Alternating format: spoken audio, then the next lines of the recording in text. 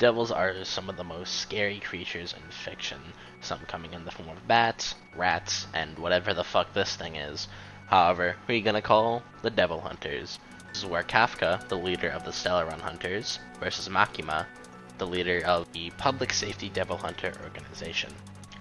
Both having not only in common the fact that they are devil hunters who can not only manipulate the mind, but also lead an organization that is specifically tasked with hunting usually inhuman creatures. So that brings up the common question: who would win if the two were to brawl?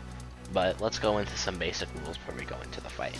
Neither will have their teams to call for assistance. So Makima will not have any assistance from the Public Safety Devil Hunters organization, and Kaf will have no assistance from the Stellaron Hunters. However, Makima will have all of her devils from the contracts that she owns. Let's start with Makima's attack potency and durability. Makima's first line of scaling is when she fights the weakened Chainsawman. And while we do know that in this fight Makima is getting one shot at points, and the only reason she is still surviving is contract with the Prime Minister of Japan, which we'll get into later, but ultimately she is able to overwhelm him in the confrontation. This version of Chainsawman being able to take city block levels of power when the Bat Devil slammed him with his Screech, which is essentially the best line of scaling you can get from this. So we can move on to our higher ends. While her durability does not scale to the true form of Chainsawman, as not only narratively she needed to weaken Chainsawman to actually stand a chance and view him as weaker than her, we also know that not only does she think a fight with him is unwinnable, that she just kind of gets one shot. But however, her bangs specifically are able to harm him to the point of sending him flying into space. So at least the bangs and her attack potency should be on his level.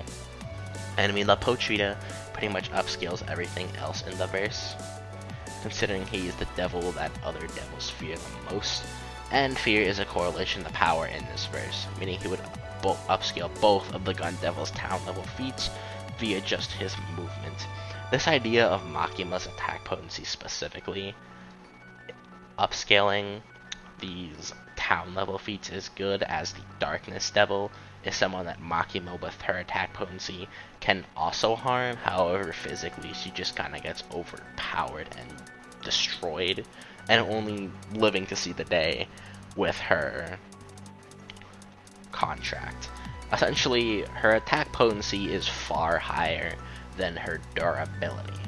But now moving into her speed, the Chainsawman verse has a lot of massively hypersonic stuff that Makima should upskill off of, or even for her specifically, such as her bangs have already been calced at massively hypersonic, and when already mentioning that specific sending Chainsawman into space, as well as Katana Man and the Chainsaw Man and the Chainsaw Devil himself both have these massively hypersonic speed feats, as Makima should downscale.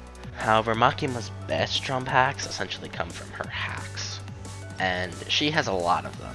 So to not cover literally every single contract that she has, or every single ability that she has, I will only be mentioning the things that I will think will essentially matter in this fight. Makima does have a form of mental manipulation, which she can activate instantly as long as she sees the opponent as lesser than herself, and makes the opponent immediately obedient to her. This even goes onto the level of erasing memories, controlling the undead, manipulating a person's senses and perception, or even their personality.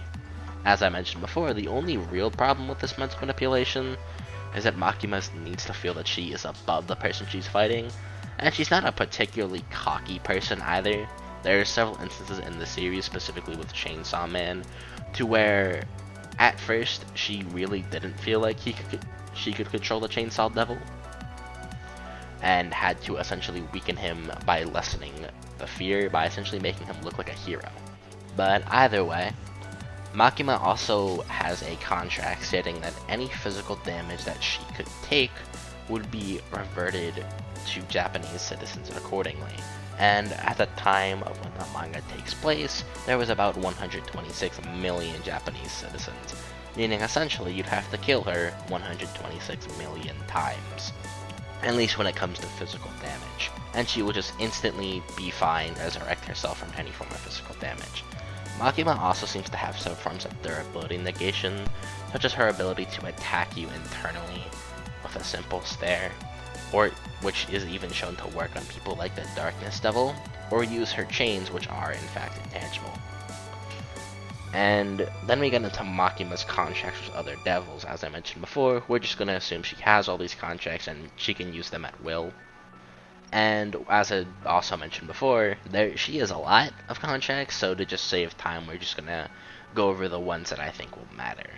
The Curse Devil allows her to curse the opponent after a couple strikes from said devil. The Snake Devil allows Makima to devour opponents even if they are intangible. The Angel Devil gave her a blade that can cut through intangible objects. The Future Devil allows her to precog attacks. And as the aforementioned Angel Devil can also absorb the life orbs of others, several devils are outright intangible. Necromancy to make a whole army of zombies. And 2 of her devils can even just create pocket spaces. Combine that with petrification and dollification, which are as self-explanatory as you think. Makima's versatility makes it extremely hard to deal with her, especially that contract makes physical damage essentially a non-option against her. But now, let's move on to Kafka. For Kafka's baseline scaling, all of the Stellar Run Hunters are stated to be able to destroy the planet, which is consistent, as Firefly, another member of the Stellar Run Hunters, just by flying out of the planet, specifically just blows up the planet, the suit specifically even being calc'd at small star level. And while Kafka is not as strong as Sam in terms of raw physicals, this would be consistent to prove that at the baseline, the Stellar Hunters are casual planet busters, which includes Kafka. And to make this extremely consistent, Kafka, who is actively wanting to lose and be captured, is able to 3v1 Welt, the Trailblazer, and March 7th. And essentially this fight results in a stalemate, meaning that she would scale to them. Not only is Wealth able to casually produce black holes in the large star levels of power, this is him not trying and are fodder black holes to him, which even states it's just his everyday power. So even if you want to just say that Wealth was holding back here as well, you can at least scale Kafka to these fodder black holes that he does casually. And this is consistent as he and the Trailblazer both take Fantalia throwing a star in their face, and also fight her. Even if they're way below Fantalia, they should scale to this attack as they tank it, which also inherently means Kafka upscales off of this attack. And Kafka, as I will get into later, Kafka also scales to Blade, who can beat the same Dan Heng, who's one-shotting star-devouring entities. So this would essentially be consistent that Kafka should be in the star ranges of power. However, to go on to her highest end, Kafka would, as mentioned before, upscale Blade due to being the strongest Stellar Run Hunter at the time, including Sam, which is directly stated. And this makes sense with their bounties as well, as Kafka has the highest. To support this notion of Kafka being the strongest or most dangerous. Blade is important to upscale off of, as his durability is just compared to an Emanator's tier of power. This is consistent as Blade is able to combat people like Jingliu. While she was holding back, in a worse state, she is also able to combat Jing Yuan, who is also an Emanator.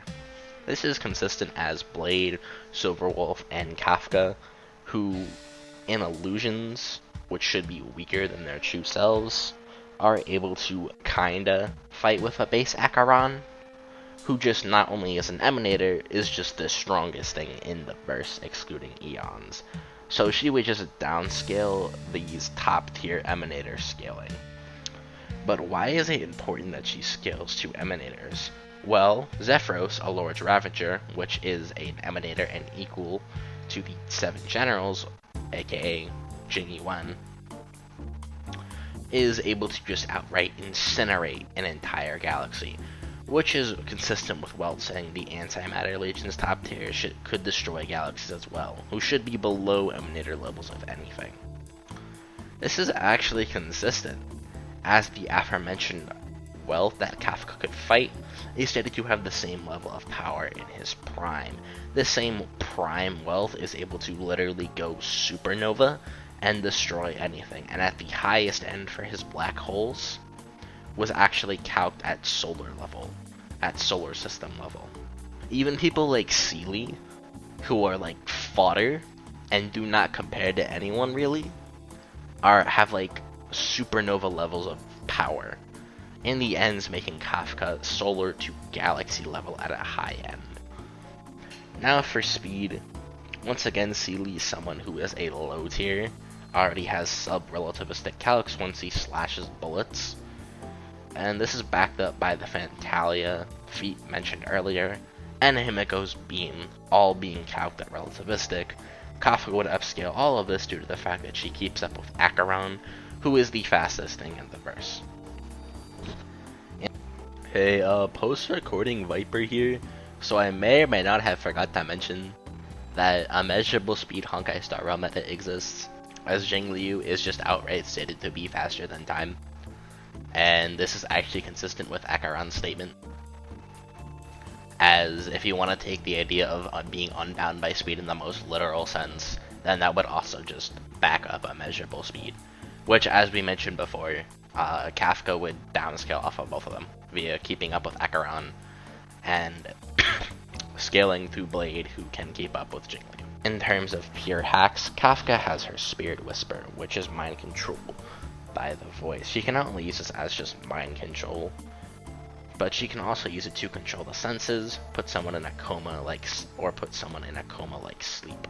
Keep in mind, in Honkai Star Rail specifically, your mind or your consciousness is actually your soul, and all your information, your identity, is kept in there as well. Meaning when Kafka is manipulating your mind, she's manipulating your soul and inherently can affect and attack it.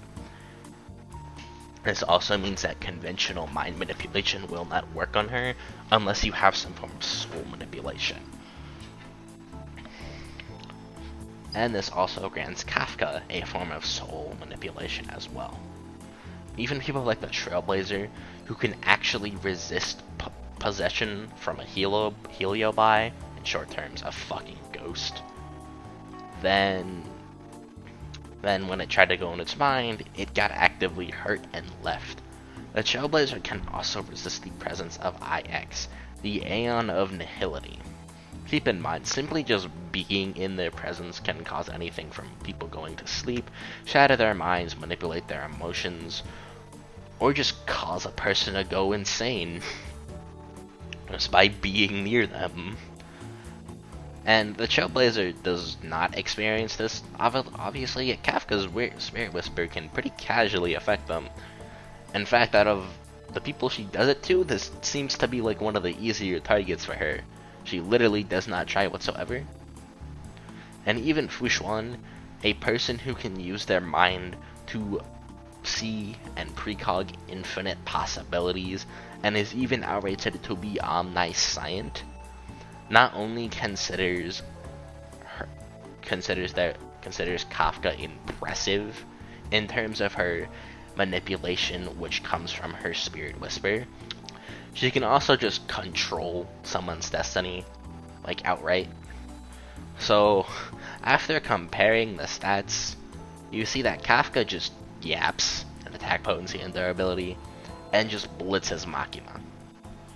Their mind hacks are also incomparable. While Makima does have some form of mental resistance, Kafka has better, as her mind requires to manipulate her mind requires soul manipulation. And Kafka has casually bypassed people with much more better resistance than her, considering the mind hacks are coming from abstract gods who can create and destroy realities, or just erase planets from existence on an absolute level. So what do you think is better? A little girl devil, or an abstract god in terms of mind manipulation. I don't think it's comparable in terms of what they're resisting. I don't care that Makima has resisted mind hacks. I don't think she's resisted anything on Kafka's level. However, as much as Kafka can blitz and kill Makima, any of her physical attacks would not work due to the contract. But we know something about the contract. The contract is stated to transfer physical attacks, direct physical attacks at that. Something like Kafka attacking her soul, her mind, or controlling her destiny is not physical and not really a direct attack either. If we know things as indirect as Denji eating her can work due to Denji's love, why would a non-physical attack count? For the contracts, they're all too slow and too weak to do anything to Makima. Or even for the intangible ones, just get controlled, or once again, not be able to tag her. The precog devil is practically useless, since a omniscient person who can see infinite possibilities could not precog Kafka, and ends up fucking tired from trying. So what the fuck is this devil gonna do? In the end, Kafka just has so many ways to just break the contracts. Even if Kafka could easily mind control Makima to break the contract, or just make Makima submit to her, which is a still win, as I never said this was a death battle. And versus Battle Biki agrees, you can win without killing someone. And there's also another thing that I specifically waited to bring up because I think it's very important. Makima, as she is a devil, are powered by fear, and the more fear they have, the more powerful they become. Even a bit of fear gives the devil significant stat amps, and we also know the vice versa of this is true, as when Denji became a hero and the fear on him was lessened, he also became weakened, which is important because Kafka physically cannot feel fear. So Makima just inherently is at a disadvantage in this fight. Think of it like Superman facing a person made of kryptonite. It really just does not go well for them. So in conclusion, not only does Kafka outscale in terms of physicals, all of Kafka's hacks just do not work, and even if they did, she can't tag her. So it does not matter, while Kafka's hacks work completely fine. So Kafka would stomp without really trying.